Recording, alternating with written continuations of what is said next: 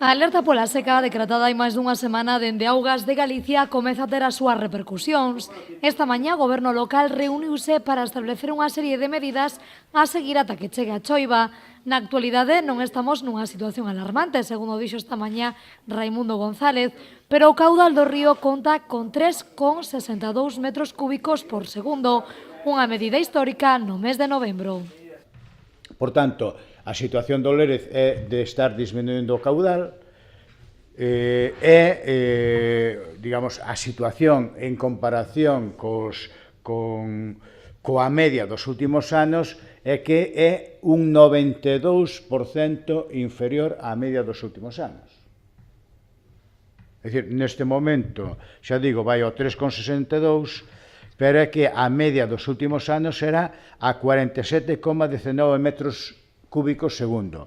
Debido a esta situación, dende o Concello acordaron as seguintes medidas: reducir o consumo da auga no rego dos xardíns, limitar os baldeos, control das fontes públicas e a diminución nocturna da presión da auga.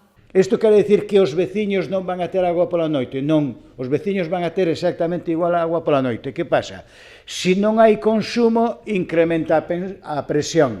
Se hai algunha perda nos circuitos, de noite incrementanse esas perdas. Entón, se reducimos a presión pola noite e se hai algunhas perdas, pois esa perda é inferior. Dende o Concello agardan tamén que a demanda de Augas de Galicia a empresa ENCE sobre a reducción do 50% do consumo da auga se faga efectiva nesta semana.